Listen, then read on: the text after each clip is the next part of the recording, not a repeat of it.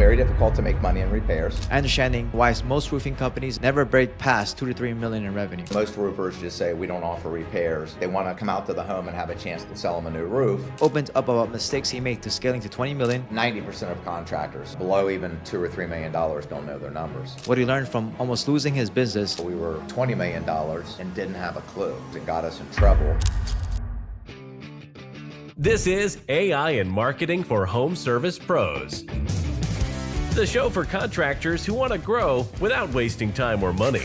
If you're in roofing, HVAC, plumbing, or any home service business, we break down how AI and modern marketing can help you book more jobs, close more leads, and build a business that runs without babysitting every task.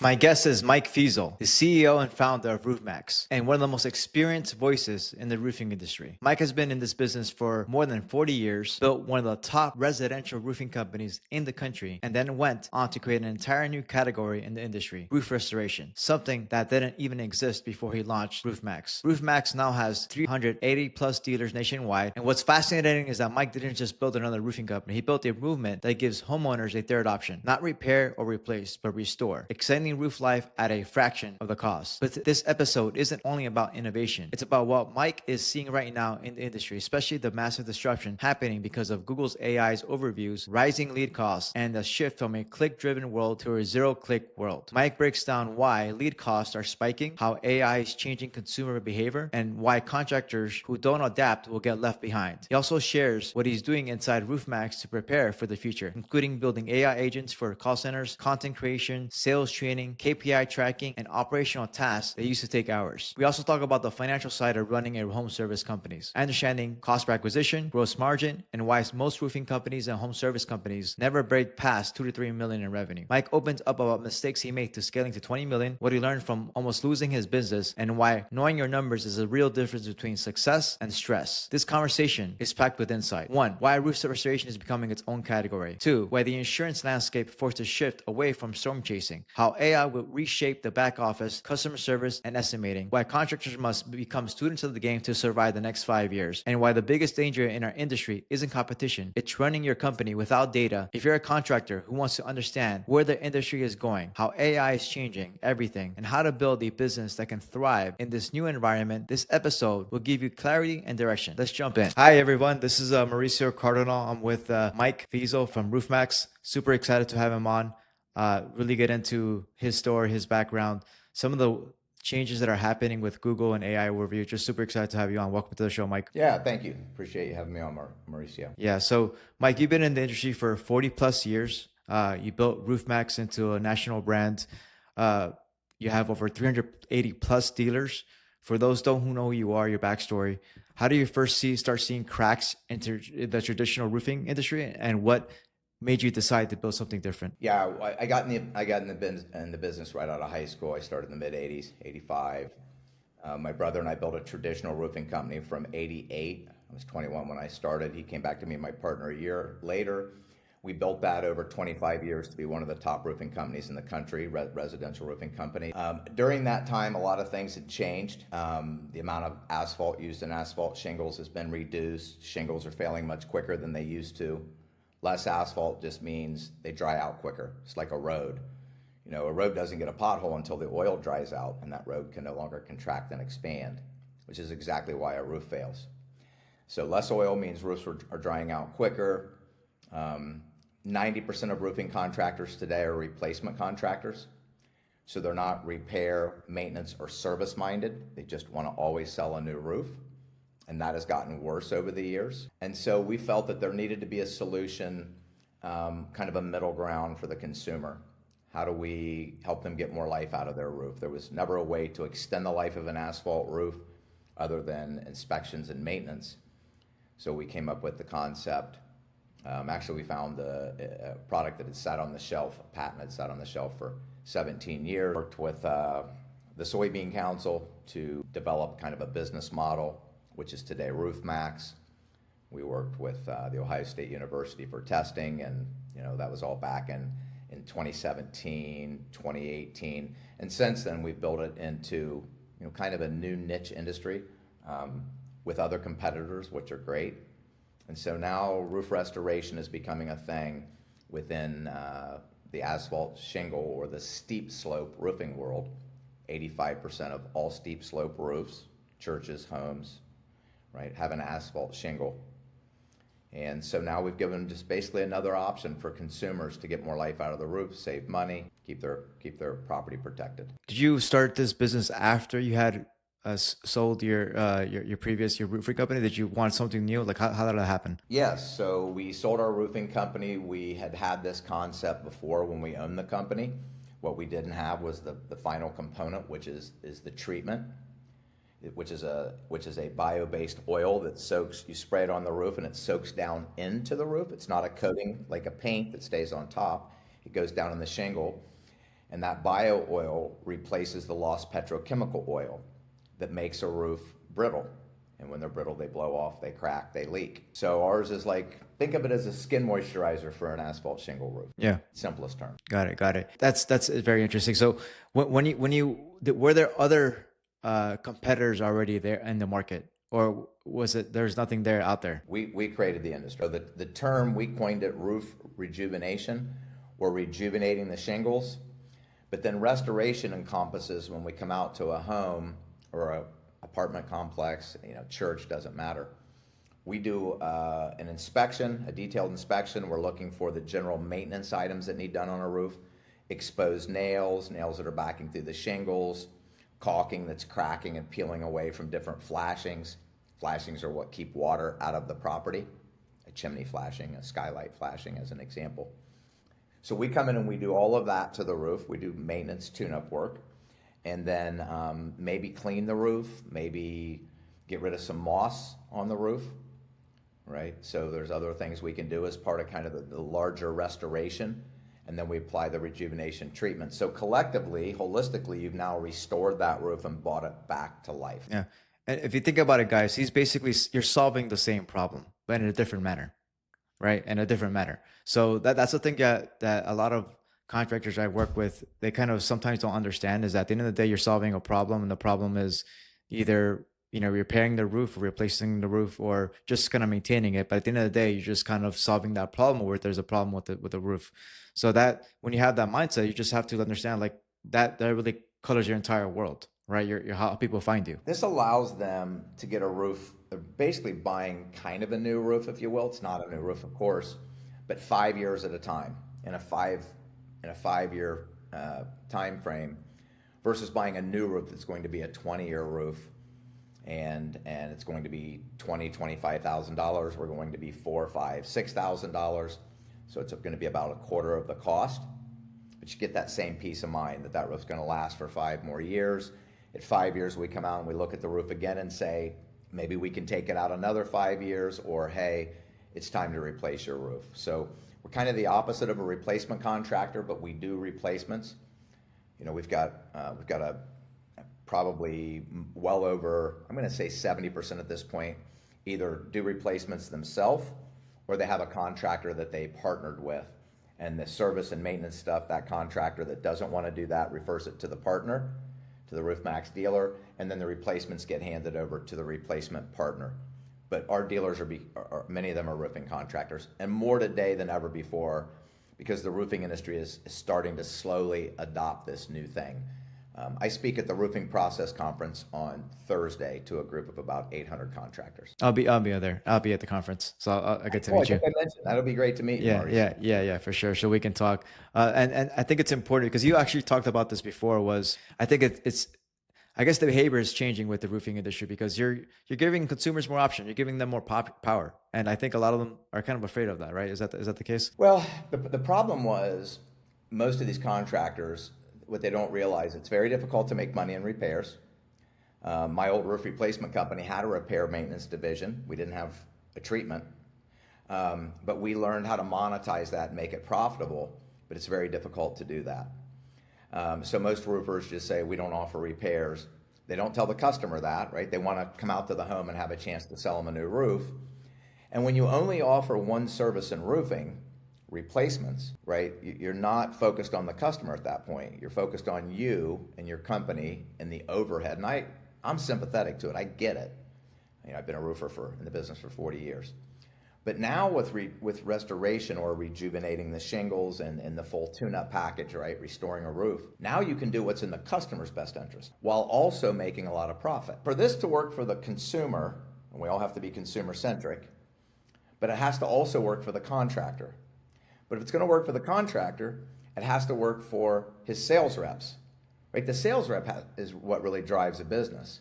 And if that sales rep can't make a good commission, you're going to make a $150 commission on a $600 or even $1,000 repair. It's not very profitable. So the sales reps, right? They have to have a house payment, they have car payments, they have life. So this allows you to have a tool that's very profitable for the sales rep, very profitable for the company, very economically friendly for the consumer. Everybody's winning. And now you can go in and do what's right by the property owner. And again, everything, if you focus on the property owner, you win, right? Amazon has been great at that. That's why they've done what they've done with that business model. They're hyper focused on what works for the consumer, for their client. This allows a contractor to do that. When you offer this type of a service, when you become the company that doesn't replace roofs unless you really need one, you build trust in the marketplace and you end up selling more roofs. You also remove yourself from what I call the bloody ocean. Have you ever heard of Blue Ocean Strategies, the book? Yes, sir. Have you read it? Yep. Amazing book, right? So we want out of the bloody red ocean of competition where everybody's fighting for margin. You want to come over into a blue ocean where nobody's at, where the margin is at, and then you build trust. And now when you are selling a replacement, you're the replacement contractor. Our dealers that go out and tell customers that replace roofs, that say, you don't need a new roof, they thought they needed one, we can do the RoofMaxx treatment, we can get you another 5, maybe 10 years. We have customers that tell them, you know what, I've got the money, I'm excited about this new style of roof, but you're my guy, because you're the first one that told me I didn't need a new roof. At that point, price is not the issue. Now it's just a trust game. And in an industry that leads with lack of trust. Like, we're one of the top 5 complaint categories in the BBB nationwide. We have been since the day I got in this industry, and it's gotten worse. It has not gotten better. So this is an opportunity to change that. Yeah. Yeah. I think with what you're saying, right? 5%, 70% of roofing demand, I don't know if you're aware of this, is roofing repair work.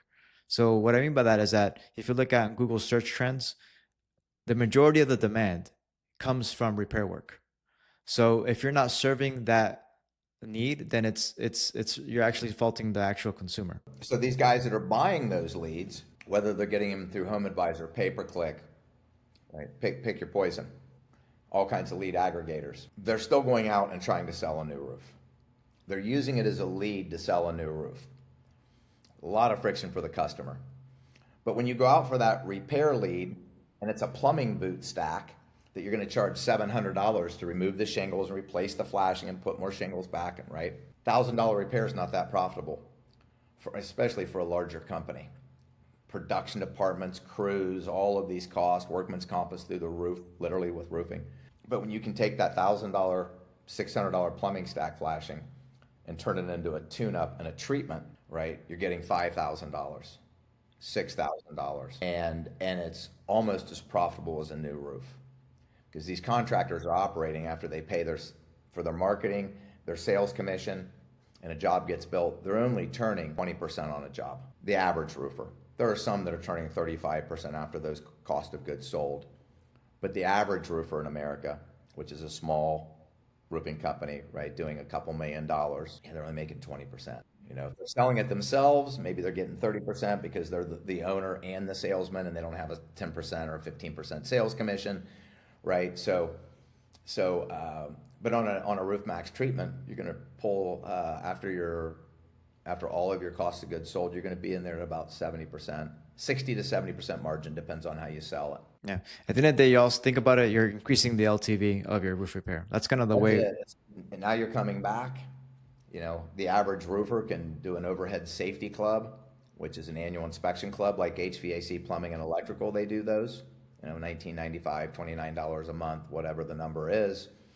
Now you're coming out every year and doing inspections, and you become the contractor of choice when you take that mindset. And the market is slowly shifting that way.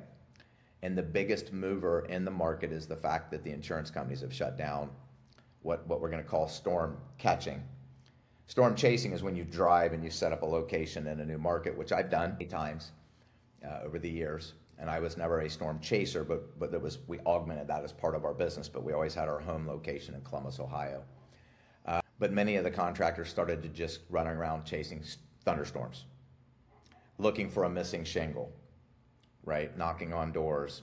And that became a new industry, the storm catcher industry. And it got to the point where 1 in 3 roofs were replaced by insurance. Insurance over the last few years has shut it down, as you're well aware. And so now you've got all of these storm guys, catchers or chasers. Chasers still chase. That's still a model that works. There's real damage there. A missing shingle is, it's not really real damage. I know the insurance companies used to cover that, but now they're raising deductibles. They're raising, they're going to more ACB instead of RCB policies, right? They've shut that piece down. So now you've got about 1/3 too many roofers being forced over into the retail space. I talked to a buddy of mine. I was back home 3 weeks ago. We're watching a Ohio State football game, and he's in the roofing business. He said people are getting 7, 8, 9 quotes now. There's so many roofers chasing down the same business, and that is a race to the bottom. So because of that, we're seeing smart roofers go, okay, I need another option, and this is a way to build a rooftop relationship that is profitable and that is differentiates you greatly from any other contractor, and it builds more trust. Yeah, that's awesome. So you talked about in our conversation, which was very interesting last time, about Google's AI's overview, right? And some of the changes that you've seen with that. What are the signs that you're seeing that contractors need to take seriously now, especially with Google's AI overview? Yeah, so we started to see it last year, May, June, but we really saw the uptick in September when they kind of really released it, but not fully released it. So we've seen quite an uptick in the lead cost. And then as it went into this year, we even saw it go up even more than last year. And then since November, we've seen it even go up more. So what has happened is for regional and national companies, and even some large local companies, if there's enough search out there, the AI overview comes up on that company. And in the sake of RoofMaxx, Leaf Filter, Able Roofing, which was my main competitor in Columbus, Ohio, they're the largest roofing company, privately held company in the country. All of these companies, Renewal by Andersen, when it comes up, it says reviews are mixed. On Google, we have a 4.9 star rating on like 4,500 reviews. Across all of our review channels, we're at nearly 20,000 reviews, averaging 4.9 stars. So reviews are not mixed. Reviews are incredible. But you've got this AI overview, which is they try to be fair and balanced, but it's an anti-sales tool. It used to be people would search the name of your company, in our case, RoofMaxx, and they would come and they would either click on a pay-per-click ad or they would click on our organic website, which gave them all the information they needed. It's all backed by science. It's all true, right? They can click and see all of our reviews and scroll through all of them on Google. So we're 100% transparent, and we used to convert 10%. Well, the amount of search volume that we're driving, and mind you, close to $20 million in marketing this year, nationwide, across all of our dealerships. The same amount of search for the term RoofMaxx, branded searches are happening, but our lead costs have gone up substantially. And I believe this is part of the reason that Renovo had the challenges they had. Now that was a big private equity roll-up that you're aware of, went bankrupt, BlackRock backed. I'm sure there was all kinds of integration challenges and everything else, but you can get through that if you're holding your margin. And they're a pretty sophisticated roll-up, right? BlackRock's behind it. These are operators that know what they're doing. But when your CPL starts to go up, that's a hard one to battle, especially when you're in a commodity world, right? Where people are shopping you. People thinking about a new roof usually call 2 other contractors, get 3 quotes. People have been trained on that. So, and I believe from what I understand and the people I spoke with at Google, eventually there'll be an AI overview on everybody. Everybody, doesn't matter how small you are. And they may be facing some of these challenges. but the marketing world is having a big challenge right now. The new term is zero click, 0 click search. Yep. or yeah, zero click, zero search. So yeah, their search is the AI overview. They get the information they want. They don't click on anything. They don't click on a pay-per-click ad. They don't click on an organic website. They've just decided to move on from you. Yeah, it's a big change, and it's something that this year has been a big challenge running a digital marketing company with the changes with AI and SEO and all that. And I think what's basically becoming more important is exactly what you're saying. Reviews, having a good SEO, having a good website were king back then, and it was very easy to get leads. But it's changing where you have to be aware of the other platforms, because before we just focus on Google, for example. Like for our clients, I would just focus 100% on Google, Google My Business, just the reviews there. But now, if you get some bad reviews on Yelp or some other platform, or some reviews on Indeed, or I'm sorry, what's that? Yeah, Reddit, or some of those things, that can actually go into the actual AI overview, which can affect it. And the thing is, you can't give a Google review. If somebody puts up a bogus review, like a roofing contractor that doesn't like you, you can go fight that and get it taken down from Google. They have a method, a process.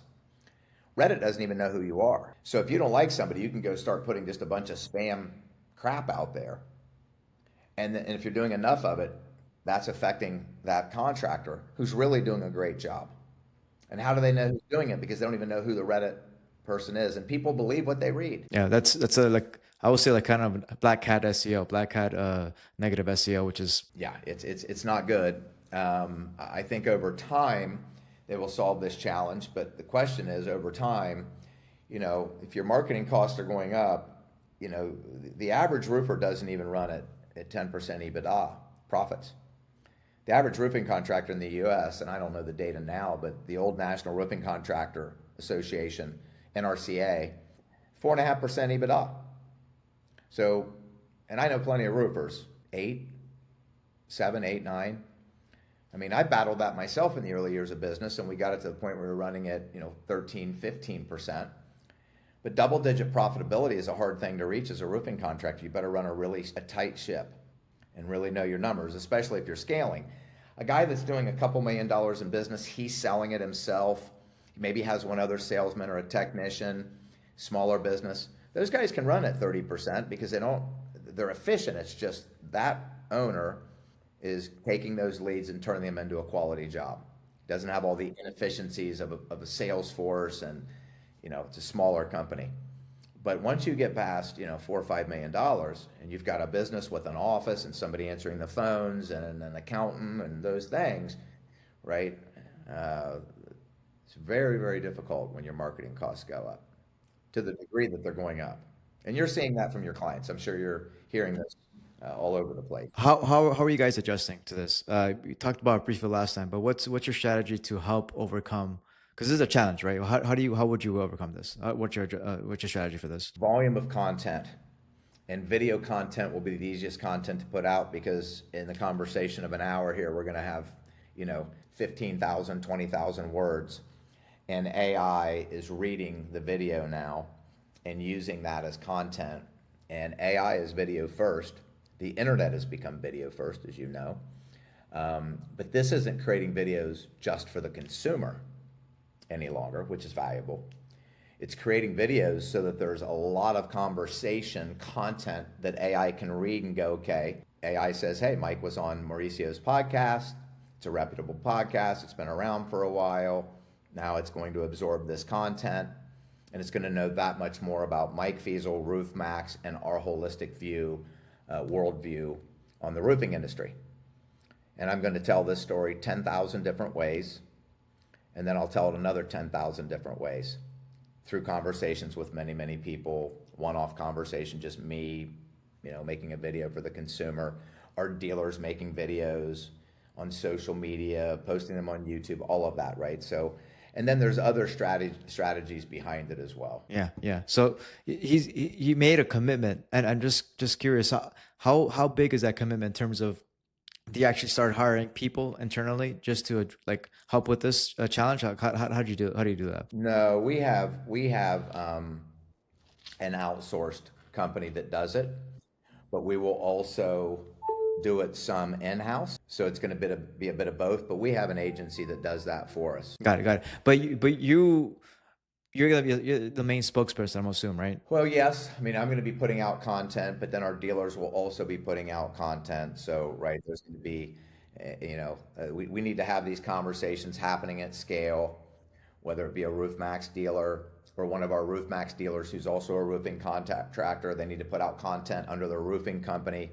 So it doesn't, if everything comes out under the term RoofMaxx, they see that as, they don't weigh that as heavily, right? They need to start hearing conversations across the roofing industry, talking about roof restoration and rejuvenating shingles and what that really means.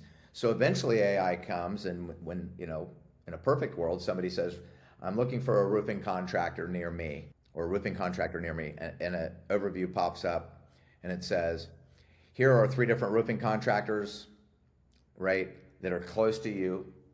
AI is going to do hyper-local, and it's going to serve you up the most credible people at hyper-local. And that's what the map pack was and all of that. But now it's going to get way more intimate, and it's going to service, if you've got a great roofer that lives the housing development next to you, right, it's going to serve you his information in 2 other companies.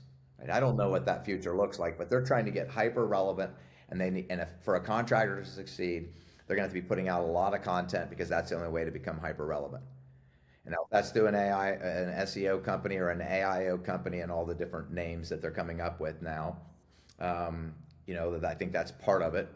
But for a small contractor that's listening to this that can't afford you or an agency, if it's a one-man band, then he's just a small company. He just needs to get out there with start talking. He's got all kinds of knowledge. Every time he comes to a rubber boot flashing with a gasket stripe on it, he needs to talk about it for a minute or 2, right? Explain what he's going to do and the simple solution for the customer. And you have to look through the lens of what matters to your customer, not what matters to you as a roofer. And if you can look at the consumer first and how you help them in all things, then AI is going to understand that, and the consumer is going to understand it for those that see your video. And you're going to be perceived as a helpful contractor, and AI is going to say, this guy's good. Yeah. Another way to look at it is just basically answering your customers' questions about your sales process, your products and services, everything. Just answering the questions. It's very basic. And answer the same question 1,000 different ways. People think, well, I already talked about a plumbing vent. Well, yeah, but when you talk about that plumbing vent, you can talk about it 100 times and it's never going to be the same words. And when you get a video out there, only 50 people will see it. So every time on your roof, it's another 50 people that can see it, right? So you're constantly putting out this stream of content. And again, AI wants to see that you're consistently putting out content. I mean, GMB, the map packs, right? If you have a GMB page and you're posting new pictures and videos and putting content on there, Google will serve you to the top of the pack before the other ones that are never doing anything. Yeah, that's number one. Like of all the lead sources, the map pack is still number one in terms of actual getting organic leads, even today. So I know with AI it has changed a lot, but it's still the map pack number one for getting leads. I think that we're going to go through a period of the next few years where there's massive landscape changes. I think marketing has changed forever, and it's going to change more and more. I still think brand is everything, but I also think not just brand is everything, training AI to know that your brand is everything. And the only way you're going to do that is for it to be valuable content to the consumer. No more contractor centric, which is I'm trying to take repair leads and turn them into replacements. And again, I'm not judging it. I get it. I've got good friends that do not do repairs. And they know me. And I'm like, man, how in the world are you not offering restoration? But it just doesn't fit into their business model, or they don't believe it, whatever, that's fine. But that's where the roofing industry has gone. That's a problem. And AI ultimately will fix that. And it's going to fix it across many landscapes. Because although I'm not excited about it, it's causing struggles for our company and our dealers and many, many companies and all your clients. This isn't, again, everybody's dealing with it. But whoever makes it out of the other end of this and really understands how to utilize this new tool, they have a chance to dominate. Most will not. 95% of the people listening to this call won't do anything. And I know that. Yeah, probably 99%. Yeah. Let's talk. You actually mentioned this earlier. CAC, right? Customer cost acquisition. right? You mentioned how it's kind of it's changed, it's shifted, it's increased with AI overviews. How important is it to measure that? How do you measure that?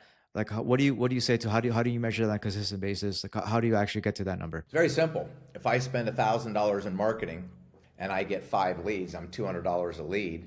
And if I sell 1 out of 5 leads, then my customer acquisition cost from a marketing perspective is $1,000. My marketing CAC is $1,000. If I sold it myself and I'm the dealer or I'm the contractor, I had no cost of acquisition from a sales perspective.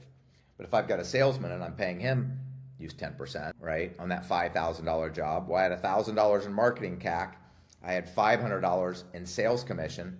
Now my CAC, my combined CAC, sales and marketing, is $1,500 on that $5,000 deal. Now, what's my material? What's my labor? And what's my gross margin? And you can't run a roofing business on the service side. You've got to have a 60% gross margin, and right, and then and that's your labor and everything. You need a 60%. If they're bigger tickets like restoration, rejuvenation, or more $5,000 tickets, you can get away with 50% gross margin, even 45.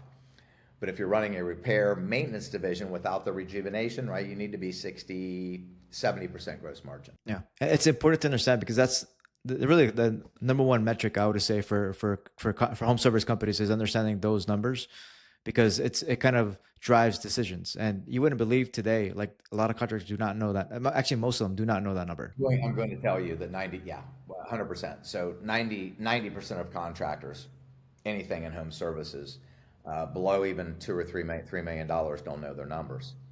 And I'm not knocking them again. I've been there. I had at one point, we were 20 million at that time, didn't know my numbers and got us in trouble, got out of it. And from that point forward, I was religious about my numbers, and it changed my entire business. But I'd made it to 20 million in revenue back in the early 2000s and didn't have a clue.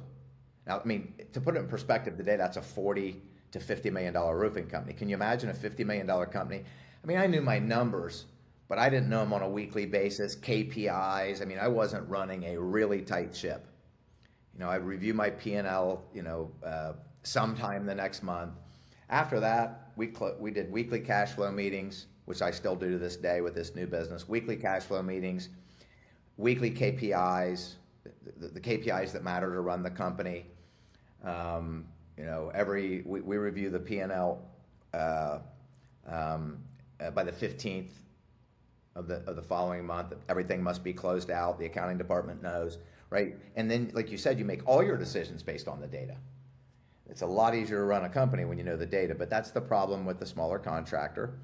And when you're a one-man band, even a $3 million company, you're a 5-man band, right? You've got a sub crew. Most of them have a sub crew that's doing the work. You're just wearing all the hats, and it's tough. So I get it. Yeah. How did you learn that on your own? Just all that, because there's no training for that. There's actually no training for that. Did you learn it on your own? There actually is. I co-founded Roofer Success International with Jim Abrams. Okay. Jim Abrams and I co-founded that back in 2004, stepped down in 2006. Stepped down in 2006 because I was having challenges with my own business.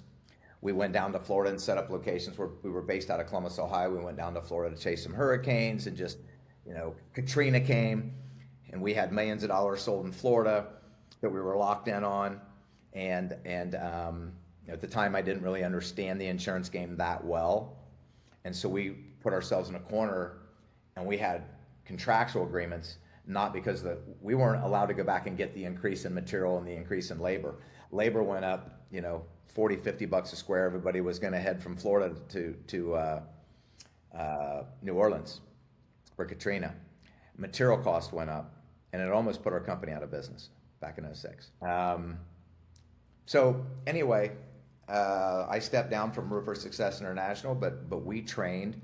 We had hundreds of contractors in the roofing division, so Roofer Success International still exists. There's the Certified Contractor Network, which I used to be part of before Roofer Success International, before I co-founded that with Jim Abrams. But Success Group International as a whole is HVAC, plumbing and electrical, and now roofing, which I formed with Jim. All of your private equity-backed HVAC, plumbing and electrical companies operate under the philosophy That's how Jim Abrams trained all of that. He consolidated the heating and cooling industry and did the first public roll-up company called Service Experts, which still exists today. Um, uh, and it's that philosophy that he uses, and you can learn that through whether it's Certified Contractor Group or Roofer Success International. The problem that I saw is everybody that became a member, again, very low. They were there as a brotherhood and a support network. They paid a bunch of money, and like the adoption rate, the implementation rate of everything was so 3, 4, 5% would actually they might implement one thing or two things, but they didn't buy in and do everything. Why do you think that's the case? Why do you think they didn't implement? Contractors are very resistant to change. Like me, they're hard-headed. And it's very difficult. Most of them are in that $3 million, the $3 million seems to be the glass ceiling. For a one-man band, again, a one-man band can operate 3 people in his band, maybe a 4-man band, right? But that smaller contractor has a hard time recruiting, hiring, training, and managing a sales force so they can get off the roof. Every time they do it, that guy goes out and screws up jobs, and they don't price them right, and they're like, screw it, I'll do it myself. And they hit that glass ceiling, they keep bumping on it. And so you are so inundated. When you're a small business person, you don't have SOPs, standard operating procedures. And so everything is a fire, and everybody's coming to you all the time. Everybody's coming to you all the time putting out the fires. You're a firefighter. And until you build a business, understand business, and to how to manage and set up all of those things, you're just going to bump your head, and that's a long life. That $3 million contractor trying to pull down 150, 200 grand a year. He always has 100,000 on the street. He always owes 300,000 to ABC Roofing Supply or Bradco. It's just this nightmare of a machine.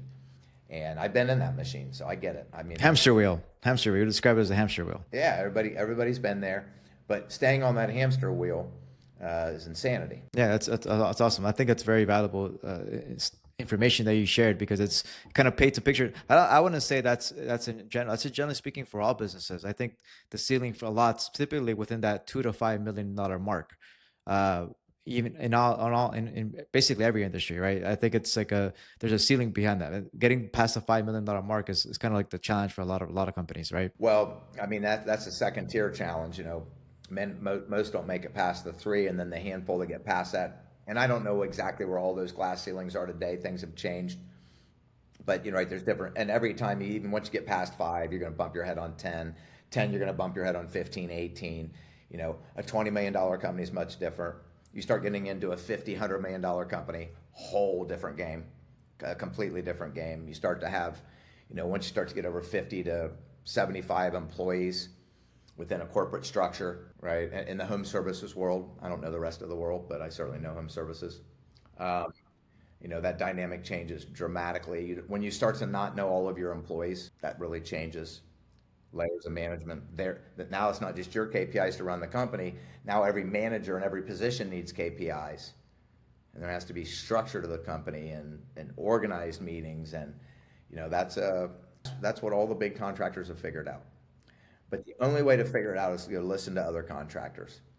Be on these podcasts like yours. There's so much free information today that there wasn't before. And become part of some of these organizations and spend the money, but don't spend the money unless you're going to go commit. The amount of content that we put out for our dealers, and it's very frustrating for me. We've like everything. We've got our top third, middle third, bottom third, and 60%, 40% of our dealers generate 80% of our revenue. 40. So you said again, 40% generate 80. Generate 80% of our revenue. It's not the 80-20 rule, but probably if you really broke it down, it might be 70-20, right? 20% of our dealers might turn 70%. I'm not sure, but I know 80% of our revenues turn from 40% of our dealers. And the sad thing is we've got amazing dealers. And there's not many contractors I don't meet that I don't think are great people. But they've not become a student of business, right? They're just a technician. When I started, I was a technician. I didn't come from a business background. I didn't have any college. I started roofing out of high school, started my roofing company when I was 21, and just kept stubbing my toe over and over again, and read as much as I could, became part of organizations like Contractors, Certified Contractors Network back then, and ultimately started Roofer Success International with Jim Abrams, because wanted to offer something that I thought was valuable to the industry back in '04. Today, you can do it through Dmitry Lipinski with Roofing Insights. There's plenty of places that you can go. Roof Coach. There's all kinds of different companies that do Yeah, there's this more, stuff. way more, obviously. And Oh man, yeah. Access to information is not a problem today. exactly. That's very, very valuable. I think all the things you're talking about is just basically just kind of understanding business. One of the books I read, I don't know if you read this book. It's called Keith Cunningham's. What's it called? The name slips my name. Well, he had a quote. The quote is, "Business is intellectual sport." And I agree with that because it's intellectual. It's thinking. It's thinking, and there's no, you have to kind of learn from it and understand it and spend time actually thinking before you actually make decisions. You have to be. Most people don't do it because they don't like it. I did terrible in school. I was ADD as hell. Pretty typical for a lot of business owners. But I loved the roofing business and the challenge of it. And year by year, I was a mess for the first 5 years of our company, and we grew fairly quick. My brother and I were aggressive with marketing and sales and all of that. But then we were kind of forced into hiring consultants and figuring this stuff out and reading books and kind of becoming a student of it. I can tell you that there's no possible way without 25 years of stubbing my toe and having my challenges, and everybody's had their back against the wall, like wondering, am I going to survive this? And those are the best lessons. Learning to be positive while you're going through pain and being optimistic and not just folding, and becoming a student of the game, and getting away from all of the revenue. Revenue is for vanity, profit is for sanity. You've heard many people say that. Getting away from I did $1 million, I did $2 million. I don't give a shit what you did. I've done $20 million and lost money, right? So, but without all of those struggles, there's no way then I could have come in and done what we're doing with this, which, collectively across our dealer network between RoofMaxx and replacements, you're probably talking about $250 million. Now, I'm not managing each of those businesses. They are managing their businesses, and then we're working with them to support them and boost them up, and marketing and all the other stuff, all of the tech stack that goes behind it and all those things. So, and everybody shouldn't have a $10 million company. My buddies who have a nice solid $2 million company that aren't trying to grow it, they've got it running smooth, which is only a handful that have it running smooth. They turn their $250,000, $300,000 a year. They can go take 2-week vacations and the business doesn't burn up. They got a couple great employees. They pay well. They can run the business while they're gone. But usually the only way you break free from owning a business, because most people own a job. Most small business owners do not own a business. Most own a job. And a job is you can't leave for a couple weeks without the place burning down, other than just a few phone calls. Most of my buddies that I've gone on vacations with that have small businesses, they're on the phone a couple hours a day while they're on vacation putting out fires. That's challenging. That's challenging. It's challenging, and it grates on you over time. So I think you either stay really small, is always my suggestion to people. Stay really small, you and a guy or two, maybe a girl in the office, and just make profit, raise your prices, give great value, give great service, or try to break on through and become a $5 million company. You kind of have to be small, 5 million, 4 or 5 million, right? Or then you go on to the next level. There's these in-between scenarios, which are the overhead becomes bigger than the revenue, right? So you become overhead heavy. And so trying to find those sweet spots is tricky. Yeah, definitely. You said when marketing breaks, companies break. What does it look like in terms of the AI era? How to diversify your lead sources? Well, I think you need pay-per-click. I think you need, most contractors are not running TV or radio or mass marketing or even billboards throughout a city and all of that. So for the average contractor, I think, even direct mail is getting tougher. Lead costs are up 1/3 to 50% in direct mail right now from the vendors I'm talking to. I think you have to just continue to find your channels. I think knocking doors is an old school way of doing it.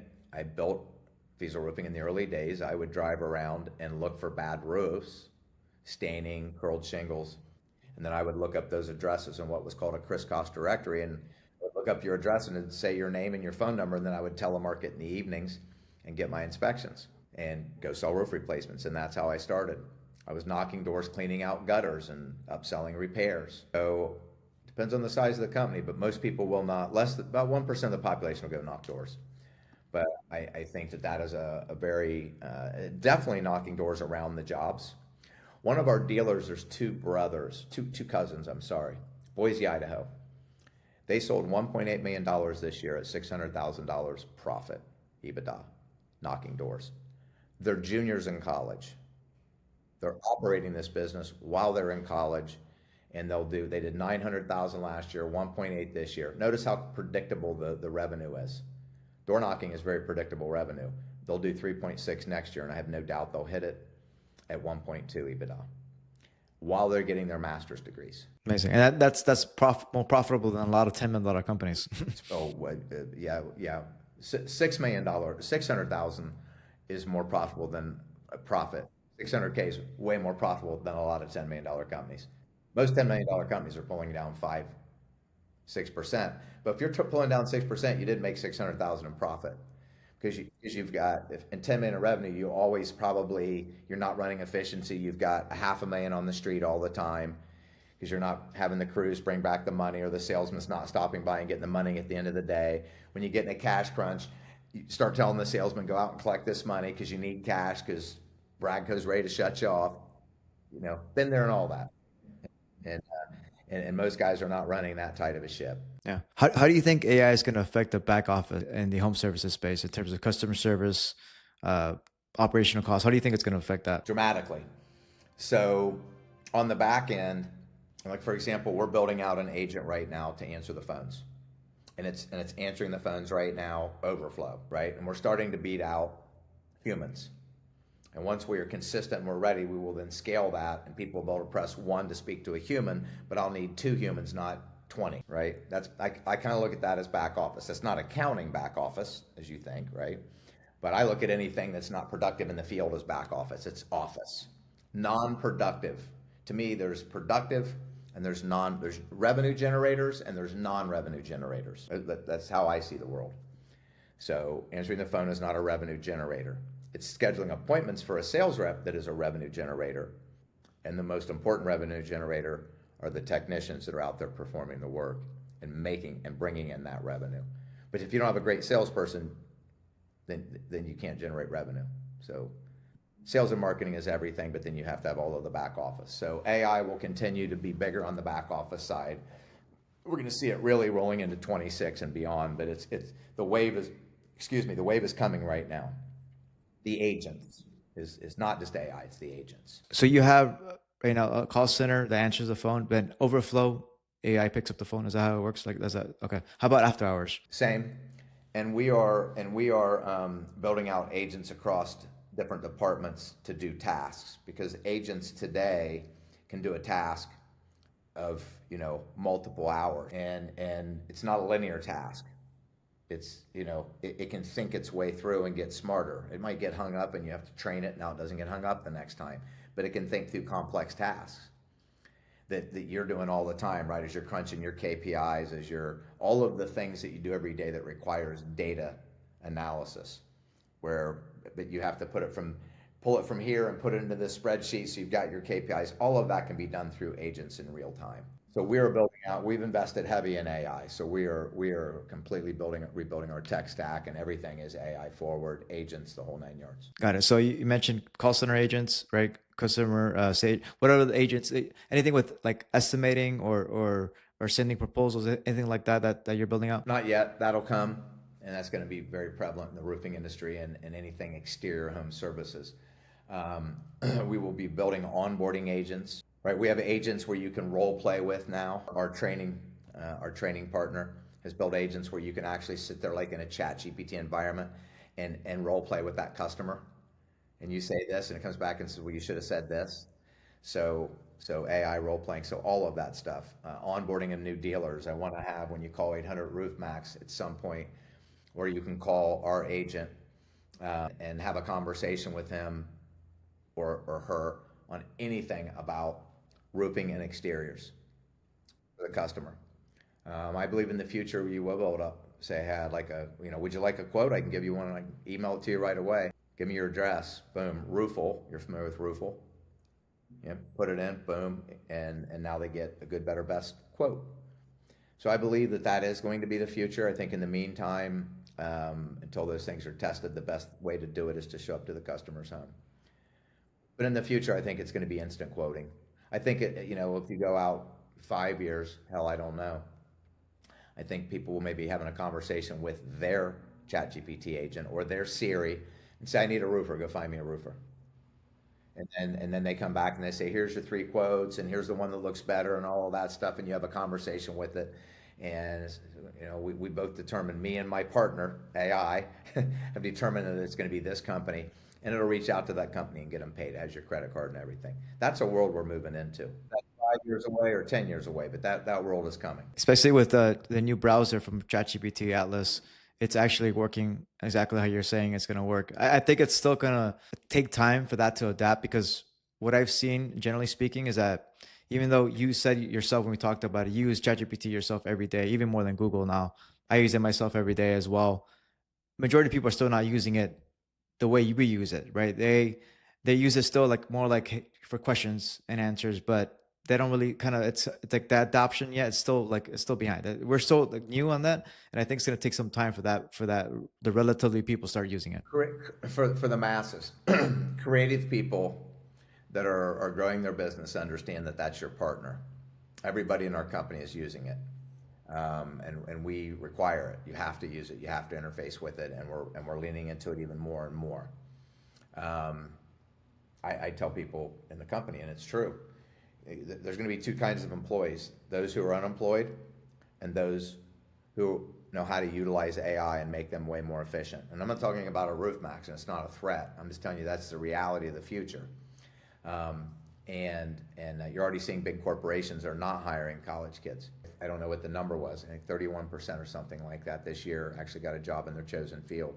Corporations aren't hiring these college kids. They're building out layers and layers of entry-level AI agents to do that monkey work, taking and pasting information from this spreadsheet to this spreadsheet, and all the stuff that AI can do so brilliantly for next to nothing, and efficiently, and they don't make mistakes. Exactly. Why did RoofMaxx succeed where others failed? Like, it's a new industry. What is your number one key you think that got you to 380 dealers plus? Not being afraid of a 100-hour work week for years on end, massive commitment. I'm a big believer in fail forward fast. So you have an idea and you're not thinking about it a month later. Most people have an idea. Most people never implement or execute ideas. And if they do, they half-ass it. They're not committed to it. A lot of people don't want to implement things because they feel like failure is a negative thing. I believe failure is positive, because that's how you get to success. You have to fail, you fail forward fast. You don't keep doing the same thing for months on end. You do it for a week. If the data works, do more of it.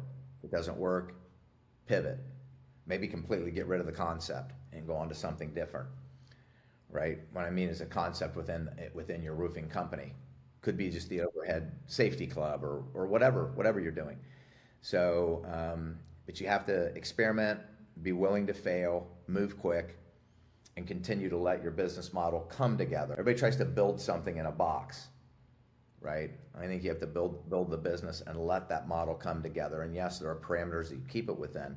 But we didn't know what the roof rejuvenation industry, we called it roof rejuvenation for years. It's now roof restoration. We got roof rejuvenation wrong because customers didn't understand it. They were searching the term roof restoration. But what we found out was the AI search engines and a lot of roofing contractors didn't realize that we came in and did a tune-up and did maintenance to the roof before we applied the treatment. So then I'm like, well, wait a second. We're rejuvenating shingles. We're not rejuvenating the roof. We're rejuvenating shingles. We're restoring the roof by doing a tune-up, cleaning it, whatever else needs done, replacing missing shingles. So the entire process is called roof restoration. We have rebranded this company. We are no longer RoofMaxx. We are RoofMaxx Roof Restoration. We're the nation's #1 roof maintenance company, by far, residentially. Yeah, I've actually studied you guys. One of the things that I noticed in the big, like years ago, was that you were heavy. I'm sure you guys are doing heavy meta advertising, and you were talking specifically about roof regeneration. And I think the reason why is because the people don't know what that was, right? Was that the core strategy behind that? We were trying to educate people on what it was. Restoration, when you search roof restoration, that is an industry that is already mature and in the commercial roofing side. So when I started in the roofing industry back in the 80s, commercial roofing contractors, they didn't have top coat from GAF, they didn't have GE silicones. People installed new roofs. When they leaked, they would repair them, and when they wore out, they replaced them. Today, all the commercial roofing companies have inspection and annual inspection and maintenance programs, preventative maintenance programs, of course, repairs. They'll restore the roof before they replace it and get you another 10 years. And then they replace the entire roof system and start from scratch. So that is roof restoration in a roofer's mind. And I understood that, and I thought, how do I differentiate? Well, let's be rejuvenation. But then we did that for a few years, and I realized I had it wrong. Remember, I said you got to pivot when you realize you're wrong. And doing a lot of research, we realized that we weren't communicating effectively our messaging. And so the company name, we did a whole rebrand anyway. We got new company colors and everything, new logo, new design. That is so interesting. That is interesting because you're changing what basically people were searching for, and they're adapting to that restoration. So you succeeded where something that's very different because it's exactly like it's not a mature market. So it's very it's a new industry, right? So you kind of created the path. And other competitors have come in, right, since that time and kind of done well in that time as well. I'm assuming. Yeah, actually, at the Roofing Process Conference, I invited Go Nano to speak with me, even though they're a competitor. I'm not at the Roofing Process Conference trying to sell RoofMaxx. To be honest, a lot of the dealers I don't want anyway. As we've grown the model, we're a lot more particular about who we're allowing in. But I want to educate the roofing contractors on the fact that they need to, in a decade, I'm hoping that 90% of the roofing companies, or at least the third that matter, private equity's in this space. They're rolling up the roofing industry. They're looking for a better model. A lot of those private equity firms bought a bad model. They bought a storming model thinking it was retail, and they bought a storm catcher. And many of them are getting caught because the margins are fat or were fat in insurance, right? And they're not as fat in retail. And so private equity this restoration will become part of private equity. What's your opinion on private equity and entering the home services space? I think it's great. I don't think all private equity companies are great. I think the nature of private equity, as good as many of them are, as you get higher up the food chain, you've got more sophisticated organizations that have a longer time horizon. But when you're down the food chain, where most of the private equity is buying up these small, $5, $10, $15 million companies, which are nice businesses, but that's not a big private equity roll-up. Right, so they're buying up these smaller companies. They're going to squeeze that and try to get efficiencies to get profits up, and that's a difficult thing to do in a small to medium-sized company. So it's going to change your culture. I have buddies who have sold to private equity, mostly not great outcomes. Some have been wonderful outcomes, and I don't mean just in the roofing space. I'm talking about macro across the board. Even outside of home services. I have a number of friends who have sold to private equity, and again, some with really great experience and others with not such a great experience. So it depends on the PE firm that you're working with. But that's all things, right? That's all. Yeah, 100%. One last piece of advice. What do you think contractors, in the age of AI, what's the number one thing that contractors should look for in terms of adapting to this new world? I just think that you have to start by using ChatGPT and let it train you and have conversations with it. I'm not talking about the typing ChatGPT. I don't even like to type. ChatGPT, the $20 version or Claude or whatever you get, you just click the button and start having a conversation with it. Ask it how to use it. How do I leverage you better? It's, you've got an Einstein in your hand. I mean, these things it's a polymath at this point, right? It's an expert at everything. It's like Leonardo da Vinci. I mean, these things are brilliant. They're passing all of the tests.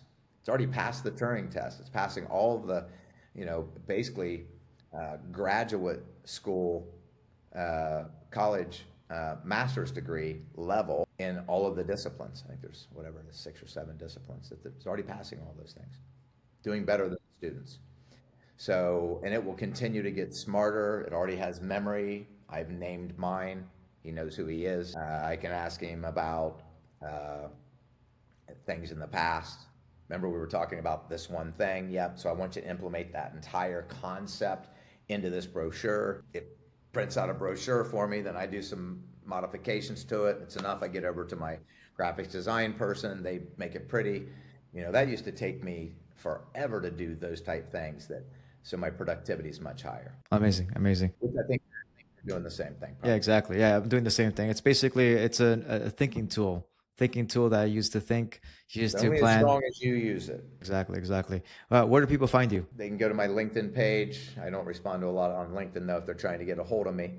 You know, if they've got a question, you know, I'm happy to talk to roofing contractors that are having challenges. You know, I'll usually have a 15-20 minute conversation and just give my opinion on a really heavy situation. I don't have time to just sit down and talk to roofing contractors about life.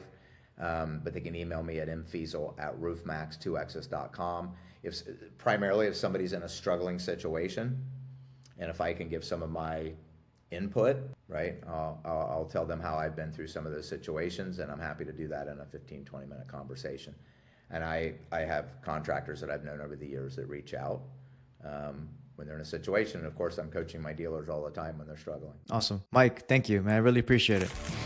Thanks for listening to AI and Marketing for Home Service Pros. If you got value from today's episode, do us a favor. Follow the show, share it with a contractor friend, and leave a quick review. Want help using AI or smarter marketing to grow your business?